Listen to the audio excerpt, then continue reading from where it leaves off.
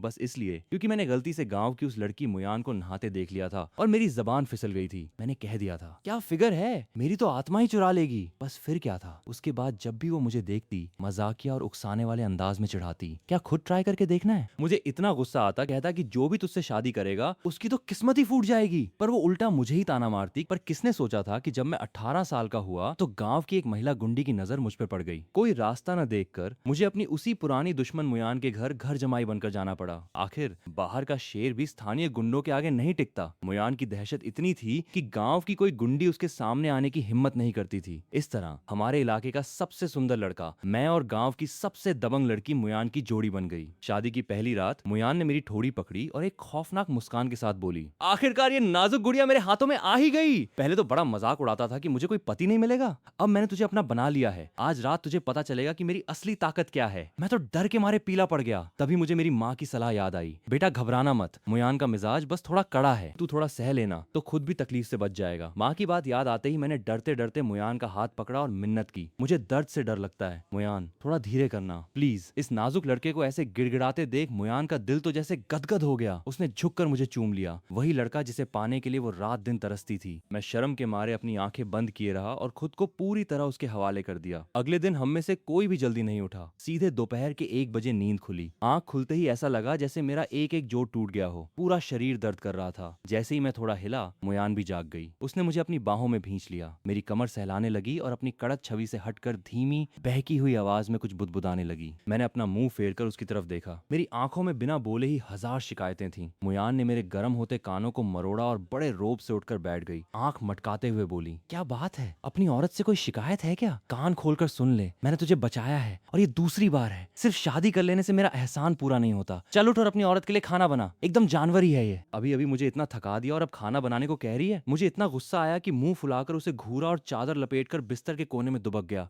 तभी हम दोनों के पेट में चूहे कूदने लगे। आखिर दोपहर का 1 बज चुका था, भूख तो लगनी ही थी। मुयान ने मजबूर होकर आह भरी, ठीक है मैं ही खाना बना देती हूँ। अफसोस कि गांव की ये दबंग लड़की रसोई के काम में बिल्कुल अनाड़ी थी। हमेशा बना बनाया खाना खाया था। रसोई में लगभग 1 घंटा माथापच्ची करने के बाद भी उसकी कड़ाही खाली की खाली ही थी। मुझे भूख के मारे चक्कर आ रहे थे तो पेट पकड़कर किसी तरह रसोई तक पहुंचा। मुयान, क्या तू मुझे भूखा मारकर दूसरी शादी करना चाहती है? अगर ऐसा है तो साफ साफ बोल दे, मैं अभी अपना बोरिया बिस्तर समेटकर माँ के घर चला जाता हूँ। मुयान का दिमाग से ज्यादा मुंह चला, बिना मेरी तरफ देखे ही बोल पड़ी, तो चला जा, और चिढ़कर चूल्हे की आग कुरेदने लगी। खा लिया खाना, इससे अच्छा तो मैं अपनी माँ के घर चला जाता हूँ। उसने सोचा था कि मुझे अपने माँ बाप के घर खाना खिलाने ले जाएगी, पर जब पीछे मुड़कर देखा तो रसोई पूरी खाली थी। कहाँ गया? मुयान तेजी से कमरे में भागी। अरे बेवकूफ, तू कहाँ गायब हो गया? उस वक्त मैं अपनी छोटी सी पोटली सीने से लगाए दरवाजे के पीछे दुबक कर चुपचाप आंसू बहा रहा था। शादी का पहला ही दिन है और मुयान ने मुझे घर से निकाल दिया। अगर उस महिला गुंडी से बचना न होता तो मैं कभी इसके घर जमाई बनकर न आता। अब तो मैं पूरी तरह इसका हो चुका हूँ, फिर भी ये मुझे भगा रही है। मैं पोटली पकड़े सोच रहा था कि अब जाऊं तो जाऊं कहां। घर गया तो माँ बाप चिंता से मर जाएंगे और वो गुंडी फिर से परेशान करेगी। किसी और जगह जाने की हिम्मत नहीं थी। अगर कोई दूसरा बदमाश मिल गया तो मेरी जिंदगी ही तबाह हो जाएगी। मैंने कभी नहीं सोचा था कि मेरा ऐसा हाल होगा कि सर छुपाने की जगह भी नहीं मिलेगी। शरीर में दर्द था, भूख लगी थी और सिर चकरा रहा था। लग रहा था जैसे मैं मर ही जाऊंगा। कमरे में मुझे न देखकर मुयान ने माथे पर बल डाला। जैसे ही बाहर जाने लगी उसे हल्की सी सिसकी सुनाई दी। वो दरवाजे के पीछे भागी और उसने मुझे यूं सिमटा हुआ देखा। उसने रुखेपन से पूछा, यहाँ क्यों बैठा है? उसकी भारी कड़क आवाज सुनकर मेरा दिल और भर आया। मैंने रोते रोते सिर उठाया। मैं जा रहा हूँ, शादी का एक एक पैसा लौटा दूंगा। आज के बाद हमारा तुम्हारा हिसाब बराबर। मुयान तो पहले से ही परेशान थी। जब उसने सुना कि मैं रिश्ता खत्म करने की बात कर रहा हूँ तो उसका पारा चढ़ गया। चेहरा काला करके गुस्से में चिल्लाई, तूने कह दिया हिसाब बराबर, तो क्या मैंने मान लिया? शादी के जलसे में जो पैसे खर्च हुए हैं वो कहाँ से भरेगा? मैंने अकड़ कर जवाब दिया, अपने माँ बाप से दिलवाऊंगा। इतना कहते ही मेरे आंसू टप टप गिरने लगे। मुयान ने सोचा भी नहीं था कि मैं इतना नाजुक हूँ कि एक वक्त का खाना न मिलने पर माँ के घर जाने की जिद करने लगूंगा और रोने बैठ जाऊंगा। वो तो जैसे हक्की बक्की रह गई। काश उसे पहले पता होता तो वो खाना बनाने का नाटक ही न करती, सीधे मुझे अपनी माँ के घर ले जाती तो बात ही खत्म हो जाती। उसका तो चला जा कहना तो बस यूं ही मुंह से निकल गया था, पर मैं इस बात को दिल पर लगा बैठा। उसने चिढ़कर मेरे हाथ से पोटली छीनी और बिस्तर पर फेंक दी। फिर खूंखार अंदाज में मेरा हाथ पकड़कर बाहर खींचने लगी। मैंने घबरा कर पूछा, क्या कर रही है? मैं कहीं नहीं जाऊंगा। मैंने उसे धक्का देने की पूरी कोशिश की, पर मुयान तो लोहे के खंभे जैसी खड़ी थी, मुझसे कहाँ हिलने वाली थी। मुयान दहाड़ी, चुपचाप चल। इस बार वो सच में बहुत गुस्से में थी, मुझे पुचकारने के मूड में बिल्कुल नहीं थी। जब उसने देखा कि मैं पैर घसीट रहा हूँ तो उसने सीधे मुझे उठाकर अपने कंधे पर लाद लिया। वो इतनी लंबी चौड़ी थी कि मुझ जैसे दुबले पतले लड़के को बोरी की तरह आसानी से उठा लिया। जैसे ही मैंने छटपटाना चाहा, उसकी जहरीली धमकी सुनाई दी।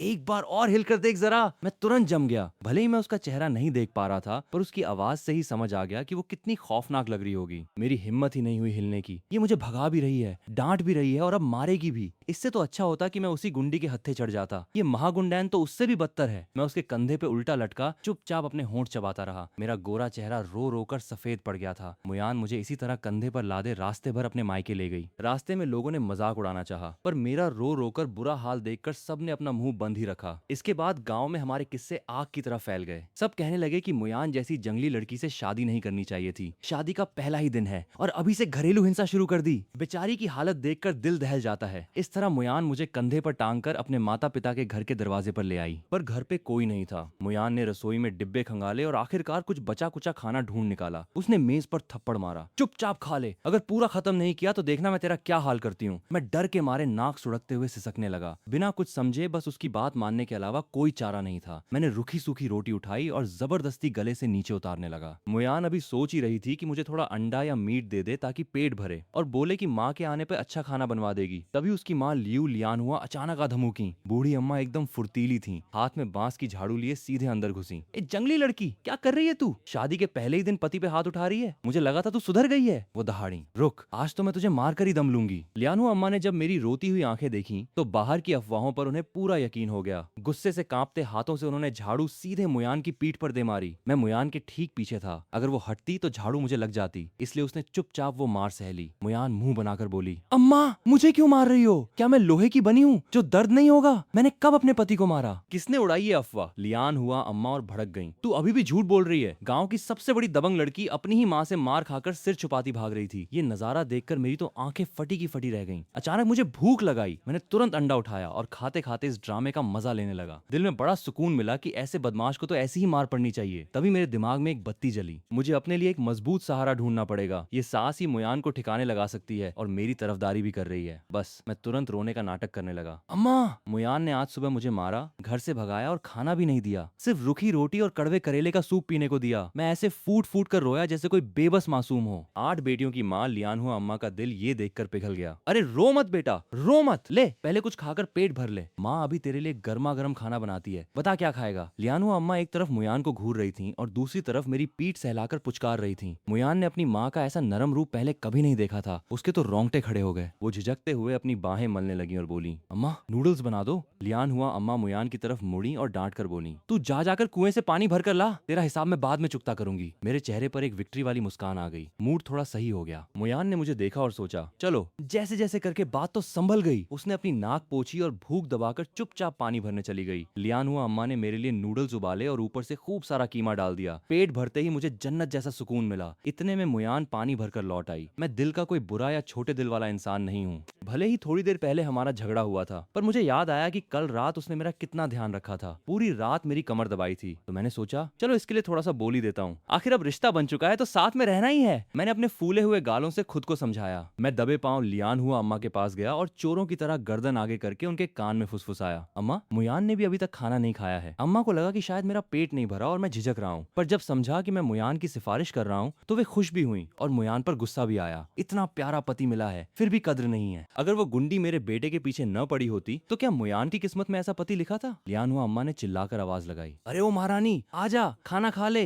तेरा पति तेरा ख्याल रख रहा है, इसलिए मैं भी तुझे भूखा नहीं मारूंगी, अलग से कुछ नहीं बनाऊंगी, जो बना है वही खा ले, ख्याल रख रहा है। सुनते ही मेरा चेहरा शर्म से लाल हो गया। मुयान बिना नखरे किए तुरंत आई, मुझे अपनी बाहों में उठा लिया और मेरे लाल होते गाल पर एक जोरदार किस कर लिया। मुझे पता है तू मेरी कितनी चिंता करता है, अब सफाई मत दे। हम दोनों को ऐसे घुले मिले देखकर लियानहुआ अम्मा का दिल शांत हो गया। उन्होंने मुंह फेरा और जाने लगी, जब जाओ तो दरवाजा बंद कर देना। मैंने खिसकने का मौका देखा। अम्मा आप क्या लेने जा रही हो? मैं भी आपके साथ चलता हूँ। पर मुयान ने मुझे कसकर अपनी गोदी में दबा लिया, हिलने तक नहीं दिया। मैं चिढ़ गया और घूर कर गुस्से में बोला, तुझे खाना खाना है या नहीं? कितना परेशान करती है। मुयान को कोई फर्क नहीं पड़ा, उसने मुझे कसकर पकड़े रखा, मेरे माथे से माथा टिकाकर एकदम सीरियस होकर पूछा, मैंने तुझे कब भगाया? मैंने तो सिर्फ रोटी खाने को कहा था। कड़वे करेले की सब्जी मैंने खुद नहीं निकाली थी। तूने खुद ही रोटी उठाई और खाने लगा। मैं तो रोक भी नहीं पाया और सूप तुझे इसलिए दिया क्योंकि तेरा गला अटक रहा था। क्या मैं तुझे घुटते हुए देखता? मुयान ने अपनी आंखें छोटी की, जैसे कह रही हो कि अगर मैंने सफाई नहीं दी तो खैर नहीं। मैं तो उस बात को भूल ही चुका था, पर उसके याद दिलाने पर फिर मुंह बन गया। पलकें झुकाकर दुखी आवाज में बोला, तूने ही तो कहा था कि अपने घर चला जा। मैंने बस खाना बनाने को कहा और तूने मुझे भाग जाने को बोल दिया। तू बहुत बड़ा गुंडा है। मुयान की बोलती बंद हो गई। उसे अब याद आया कि गुस्से में उसने क्या बकवास बक दी थी। तू पहले तो ऐसे मजाक सह लेता था, मैंने तो बस यूं ही कह दिया था। तू दिल पे ले गया, मैंने सिर झुकाकर रुआंसी आवाज में कहा। पहले की बात और थी, अब की बात अलग है। एक तो वो गुंडी मुझे तंग कर रही थी, ऊपर से मेरे बापू ने तेरे जैसे बड़े गुंडे से मेरी शादी करा दी। क्या मुझे डर नहीं लगेगा? पहले झगड़ा होता था तो मैं उल्टा गाली देकर अकड़कर अपने घर भाग जाता था। अब मैं कहाँ जाऊं? अब सब अलग है। मैंने तुझसे शादी की है, तू मेरा पति है। मुयान ने बदमाश मुस्कान के साथ मेरी कमर दबाई। अहंकार और खुशी उसके चेहरे पर साफ थी। फिर उसने मेरी ठोड़ी पकड़ी और कड़े लहजे में धमकी दी, मेई चिंगबो, कान खोलकर सुन ले, मैं तुझे कभी नहीं भगाऊंगी और न ही कभी मारूंगी। मैं शर्म और गुस्से से लाल हो गया। उसे बेशर्म कहना चाहता था, पर उसकी काली खौफनाक आंखों और डरावने चेहरे को देखकर शब्द गले में ही अटक गए। चुपचाप सिर हिलाना पड़ा। रात को हमने सास ससुर के साथ खाना खाया, रस्म के मुताबिक चाय पिलाई और फिर अपने नए घर लौट आए। नहाने का गर्म पानी मुयान ने गर्म किया। मेरे मैले कपड़े भी उसी ने धोए। मेरे कपड़ों को उसने खुशबूदार धोकर सुखाया और खुद ठंडे पानी से नहा लिया। अपने कपड़े जैसे तैसे धोकर वो भागती हुई कमरे में आ गई, मेरे साथ खेलने के लिए। मैं नींद में धुत सोने ही वाला था कि उसकी ठंडी काया ने मुझे जगा दिया। भीषण गर्मी के मौसम में उसका ठंडा शरीर बड़ा सुकून दे रहा था, तो मैं अनजाने में उसकी बाहों में और सिमट गया। मुयान तो वैसे ही जवान और जोशीली थी। मेरे यूं पास आने से उसकी आग और भड़क गई। माना कि आज उतना दर्द नहीं था, पर मैं सच में बहुत थका हुआ था। मैंने बेचारगी से उसकी गर्दन में हाथ डालकर भीख मांगी, मुझे छोड़ दो ना मेरी जान, बस थोड़ा सा बर्दाश्त कर ले। मुयान को मजा आ रहा था, वो काम भी कर रही थी और मुझे पुचकार भी रही थी। बता, इस बार पहले से बेहतर लग रहा है ना? मुयान ने मुझे बाहों में भर रखा था, मेरी दुखती कमर सहला रही थी, चूम रही थी और पुचकार रही थी। मेरी आंखें नींद से बंद हो रही थीं। फिर भी मैंने उसके सवाल पर सच में दिमाग लगाया। थोड़ी देर बाद सुस्त आवाज में कहा, हाँ, पर कमर बहुत दुख रही है। मुयान धीमी सी हंसी हंसी और मेरे गालों से अपना गाल रगड़ते हुए बोली, सो जाब। पर मेरे दिल में एक बात अटकी हुई थी। मैंने मुश्किल से आंखें खोली और शिकायत भरे लहजे में पूछा, तू मेरे साथ हाई स्कूल क्यों नहीं गई? हाई स्कूल से पहले मुझे लगता था कि मुयान मेरा साथ कभी नहीं छोड़ेगी, भले ही वो मुंह से न कहे, पर मुझे लगता था कि मैं जो मांगूंगा वो मान लेगी। पर वो हाई स्कूल नहीं गई और इस वजह से हम पूरे 2 साल तक एक दूसरे से दूर रहे। उसके बाद से मेरी वो गलतफहमी दूर हो गई थी। मेरी बात सुनकर मुयान की हरकतें थम गईं। उसने एक लंबी सांस ली। वो मुझसे पूरे 5 साल बड़ी थी। अगर वो हाई स्कूल चली भी जाती तो क्या होता? क्या कॉलेज पढ़ने जाती? कॉलेज खत्म करके भी इंसान कंगाल ही रहता। उस वक्त तक वो बूढ़ी और गरीब हो जाती, फिर उसके पास क्या बचता? अरे बुद्धू, अगर मैं हाई स्कूल पढ़ने चली जाती तो आज तुझे अपने घर लाने के लिए पैसे कहाँ से लाती? अब चुपचाप सो जा, आगे पूरी जिंदगी पड़ी है। हमारे पास ऐसे कई 2 साल आएंगे। मुयान ने मुझे कसकर सीने से लगा लिया, सहलाते हुए लोरी गाने लगी। मुझे वैसे ही नींद आ रही थी। उसकी लोरी सुनकर मेरी आंखें पूरी तरह मुंद गईं। मुझे बस इतना याद था कि मैंने रात को उससे एक सवाल पूछा था, पर उसने क्या जवाब दिया मुझे कुछ याद नहीं आ रहा था। ये सवाल मेरे दिल में 2 दिनों से दबा हुआ था। बड़ी मुश्किल से तो पूछा था और मैं जवाब ही भूल गया। चिढ़ मच रही थी, बहुत चिढ़ मच रही थी।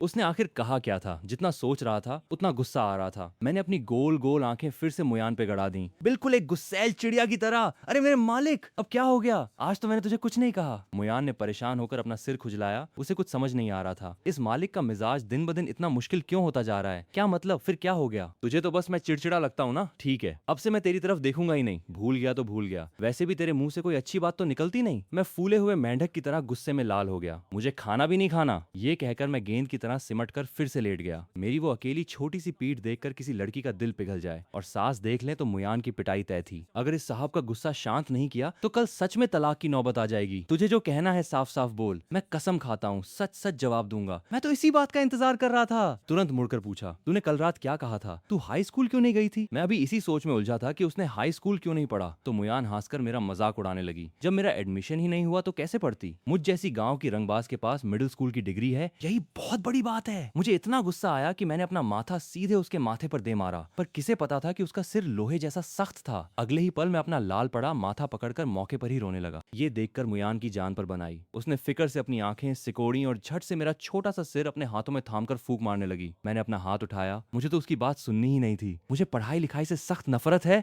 बहुत इरिटेटिंग लगती है। पर तभी मुयान ने बड़े बेशर्म अंदाज में बात जोड़ी, पर मुझे तो तुझ जैसी छोकरी से प्यार करना बहुत पसंद है। इससे पहले कि मैं भड़कता, मुयान ने डींगे मारते हुए मुझे सीधे बिस्तर से उठाया, गोद में भरा और जबरदस्ती खाना खिलाने लगी। उसके हाथों में तो मैं बिल्कुल किसी मुर्गी के चूजे जैसा लग रहा था। खाना खाते ही हम हम बिना वक्त गंवाए उसकी 7 बहनों के घर रिश्तेदारी निभाने निकल पड़े। बड़ी बहन और दूसरी बहन के घर का मिलना जुलना तो बहुत जल्दी जल्दी में निपट गया। मुयान मेरा हाथ पकड़कर बस हेलो बोलती और आगे बढ़ जाती, क्योंकि उसे घर जाकर मेरे साथ रोमांस करने की जल्दी थी। दूसरे जीजाजी हमारी भागम भाग वाली पीठ देखते हुए खुद से ही फुसफुसाए। 8वीं मुयान अपने नए पति को तो बहुत मानती दिख रही है, फिर बाहर मारपीट की अफवाहें किसने उड़ाई? पर यह आसानी से चल रहा सफर 7वीं बहन के घर पहुंचते ही एक झटके में थम गया। 7वीं बहन मुलीन और उसका पति बेहद कामचोर और आलसी थे। पूरा परिवार गरीबी में सड़ रहा था। जब उन्होंने मुयान को मेरे जैसे हैंडसम पति के साथ आते देखा तो जलन के मारे उनकी आंखें लाल हो गईं। 8वीं, तेरी किस्मत तो बड़ी जबरदस्त निकली जो तुझे इतना सुंदर छोटा पति मिल गया। उसका पति भी चिढ़कर मेरी तरफ घूरते हुए जहर उगलने लगा। आखिर क्यों?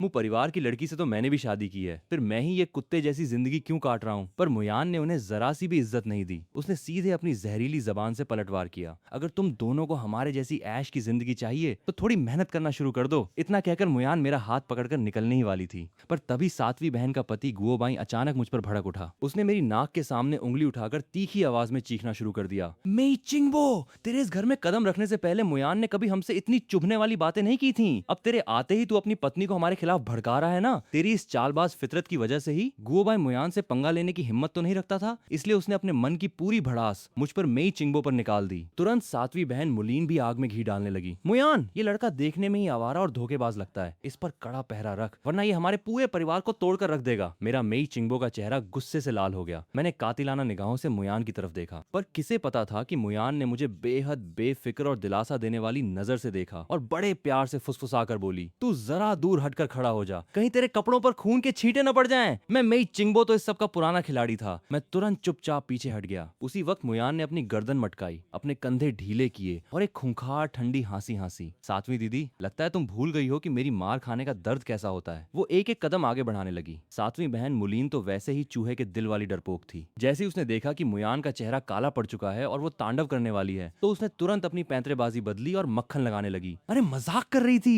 ये सब तेरे जीजा की गलती है, मैं अभी तेरे सामने इसे सबक सिखाती हूँ। अगले ही पल मुलीन मुड़ी और उसने गुओबाई के मुंह पर एक जोरदार थप्पड़ जड़ दिया। थप्पड़ इतना तेज था कि गुओबाई का आधा मुंह टेढ़ा हो गया। गुओबाई गुस्से से पागल हो गया। उसका बस चलता तो वो वहीं उस औरत का मुंह नोच लेता, पर मुयान ने बस बड़े शांत भाव से एक कमेंट किया, 7वीं दीदी, तू सच में बहुत नीच इंसान है। बात पूरी होते ही मुयान ने बिना कोई दया दिखाए अपना एक भारी घूंसा मुलीन के बाएं गाल पर दे मारा और चेहरे का बैलेंस बनाए रखने के लिए उसने तुरंत दूसरा घूंसा उसके दाएं गाल पर जड़ दिया। मुलीन दर्द के मारे कुत्ते की तरह चिल्लाने लगी। अभी उसे संभलने का मौका भी नहीं मिला था कि मुयान ने हवा में उड़ते हुए एक जोरदार लात मारी। मुयान, तू ये क्या कर रही है? मुझे मत मार। गुओबाई खौफ के मारे अपना मुंह छुपाने लगा, पर मुयान ने उसकी गर्दन पकड़ी और किसी कचरे के थैले की तरह उठाकर सीधे मुलीन के ऊपर दे मारा। अपनी छोटी सी बेटी को डर के मारे बिलक बिलक कर रोते देख मुयान ने ऊपर से नीचे घूरते हुए अपनी आखिरी चेतावनी दी, अगली बार अगर फिर जबान चलाई तो आज की तरह इतनी आसानी से पीछा नहीं छूटेगा। इतना कहकर उसने मेरा मेई चिंगबो का हाथ थामा और बिना मुड़े लंबे लंबे कदम बढ़ाती हुई बाहर निकल गई। मैं सीधे सादे बच्चे की तरह उसके पीछे खिंचता चला गया, पर जाते जाते भी मुड़ मुड़कर उस पति पत्नी को घूरना नहीं भूला। बस कर, अब और मत घूर वरना आंखें बाहर निकलकर गिर जाएंगी। मुयान ने मुझे जो मुश्किल से उसके कंधे तक आता था खींचकर अपनी बाहों में भींच लिया। पल भर में ही मुझे बेइंतहा सुरक्षा का एहसास हुआ। मैं तो बस मन ही मन फुसफुसा सकता था, ये दोनों फालतू में मुझसे इतनी नफरत क्यों कर रहे थे। पर मुयान ने मेरी इस बात पर कोई ध्यान नहीं दिया। उसने अचानक टॉपिक बदल दिया, कल तुझे तेरे मायके ले जाना है, अपने मम्मी पापा के लिए क्या खरीदना चाहता है? चल तुझे बाजार ले चलती हूँ। मायके जाने की बात सुनते ही मेरी मेई चिंगबो की बोलती बंद हो गई। मैंने अपना गोरा सा मासूम चेहरा उठाया। मेरी बड़ी बड़ी काली आंखों में साफ शिकायत दिख रही थी। क्या ये सब चीजें तुम्हें खुद प्लान नहीं करनी चाहिए? मुयान ने नीचे मेरी तरफ देखा और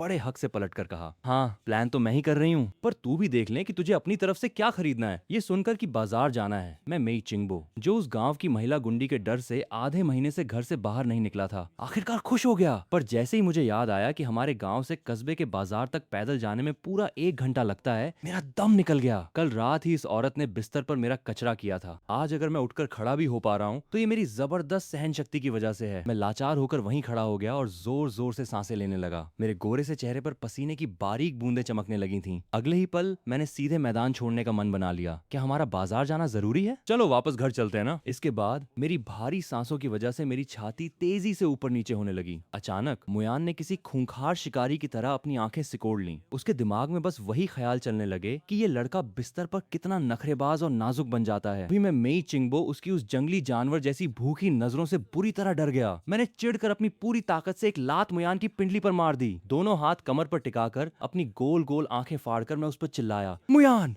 मैं तुम तुमसे बात कर रहा हूँ, तुम्हें सुनाई नहीं दे रहा क्या? तेज हवा मेरे बिखरे हुए बालों को उड़ा रही थी। मैं बिल्कुल एक भड़के हुए छोटे बिल्ली के बच्चे जैसा लग रहा था। वो किसी पहाड़ की तरह मेरे सामने झुक गई। अपनी घनी भवों को मटकाते हुए उसने बड़े रौब से पूछा, सुन लिया? तो फिर क्या तू 20 मिनट पैदल चलकर वापस घर जाना चाहता है? हम दोनों के बीच कुछ सेकंड तक बिना बोले आंख मिचौली चलती रही, पर आखिर में मुझ नखरेबाज मेई चिंगबो की ही हार हुई। आगे पीछे का रास्ता न देखकर मैंने बेचारगी से अपने दोनों गाल फुलाए और सीधे उस औरत की आस्तीन पकड़ ली। मुयान, क्या तुम मुझे पीठ पर उठा सकती हो? अब मुझसे चला नहीं जा रहा, मेरे पैरों में दर्द हो रहा है। मेरी इस नाजुक सी गुहार ने समय का पहिया घुमा दिया और यादों को सालों पीछे ढकेल दिया। जब मैं 8 साल का छोटा सा बच्चा हुआ करता था, मैं गांव वालों के साथ पहाड़ पर आया था और बदनसीबी से सबसे पीछे छूट गया था। जब मैं जमीन पर लोट-पोट होकर रोने ही वाला था, तभी मेरी नजर 13 साल की मुयान पर पड़ी। मैं छोटा सा नखरेबाज बच्चा धीरे से उसके पास खिसका और उसकी आस्तीन कसकर पकड़ ली। मुयान, क्या तुम मुझे पीठ पर लाद कर घर ले चलोगी? कोई नहीं देखेगा। सच में मेरे पैर दुख रहे हैं। पर छोटी मुयान ने सीने पर हाथ बांधे और कड़क नजरों से मुझ मुसीबत को ऊपर से नीचे घूरा। मैं तुझे पीठ पर क्यों उठाऊं? जब मेरी मासूमियत और भलमन साहत का कोई असर नहीं हुआ, तो मुझ छोटे मेई चिंगबो ने चालाकी से अपनी बड़ी बड़ी आंखें मटकाई, हाथ जोड़े और जबरदस्त नौटंकी शुरू कर दी। देखो मैं कितना प्यारा हूँ, प्लीज मुझे पीठ पर उठाकर घर ले चलो ना। उस मासूम लड़के की ये क्यूट हरकत देखकर 1.7 मीटर लंबी मुयान ने गुस्से में अपनी मुट्ठियां भींच लीं। वो सांवले रंग की मजबूत लड़की थी, जिसकी शारीरिक ताकत हमउम्र बच्चों से कहीं ज्यादा थी, पर वो हर बार मेरी इस अदा के आगे ढह जाती थी। तू हर बार यही ड्रामा क्यों करता है? वो गुस्से और झुंझलाहट से भर गई। लानत है, मैं फिर से इस पर पिघल गई। पर ये तरीका काम तो करता है ना, प्लीज उठा लो ना। आखिरकार छोटा मेई चिंगबो अपनी जिद में कामयाब हो गया और उस चलता फिरता इंसानी घोड़े की पीठ पर सवार हो गया। उसकी गर्दन में बाहें डालकर वो उसे चने के झाड़ पर चढ़ाने लगा।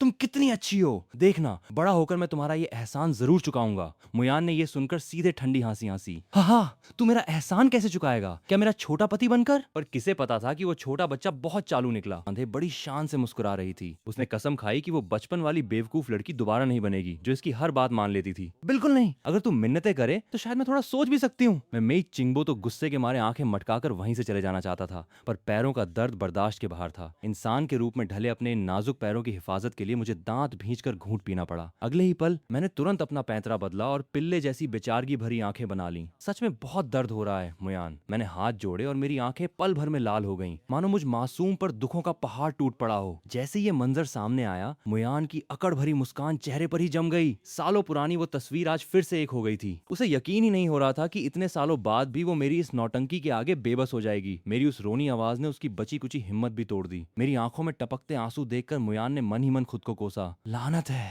और उसके दिल की पूरी सख्ती मोम की तरह पिघल गई। आजा ऊपर, मैंने कब कहा कि नहीं उठाऊंगी। इसके बाद उसने बड़े मैंजे हुए अंदाज में घुटने टेके और मुझे संभाल कर अपनी पीठ पर उठा लिया। पर इस बार उसकी पीठ पर लेटा मेई चिंगबो एकदम चुप था। उसने एहसान चुकाने का जिक्र तक नहीं किया। कुछ तो मीठा बोल दे सुनने के लिए। मुयान ने मुझे पीठ पर थोड़ा ऊपर उछाला और मजे से कदम आगे बढ़ाने लगी। उस वक्त मैं मेई चिंगबो मन ही मन उसकी जबरदस्त शारीरिक ताकत से हैरान हो रहा था। मैंने अपना छोटा सा चेहरा उसकी चौड़ी पीठ में छुपा लिया। तुम क्या सुनना चाहती हो? मैंने आलस में एक उबासी ली। आंखें खोलने का भी मन नहीं था, पर मुयान फिर भी बिना थके मुझे इशारे किए जा रही थी। जो तेरा दिल करे, मुझे दीदी कह ले, पत्नी कह, लेफ्टिनेंट, या फिर मेरी तारीफ कर दे कि तेरी औरत होना कितना शानदार एहसान है। मैं ज्यादा नखरे नहीं करती। पर किसे पता था कि पूरे 3 मिनट बीत जाने के बाद भी पीछे से सन्नाटा छाया रहा। उसने मुड़कर देखा तो उसका ये नखरेबाज पति बिना किसी डर के उसकी पीठ पर ही सो चुका था। सो ले बेटा, आज रात तो तुझे सोने नहीं दूंगी। मुयान ने ऐंठ कर अपनी भौएं उठाई और मुझे लादे हुए सीधे भीड़ भाड़ वाले बाजार में दाखिल हो गई। एक हाथ से उसने मुझे कसकर संभाला हुआ था और दूसरे हाथ से पैसे निकालकर सामान खरीद रही थी। आसपास के लोगों की हैरान निगाहों को तो उसने घास तक नहीं डाली। तभी एक लड़की की चहकती हुई आवाज ने उस शांति को भंग कर दिया। जाओ दीदी, तुमने शादी कर ली और मुझे बताया तक नहीं। ली फेई नाम की वो चमची दौड़ती हुई अपनी लीडर के पास पहुंची। मुयान ने अपने जिस्म को थोड़ा सा हिलाया ताकि मेरी नींद न टूटे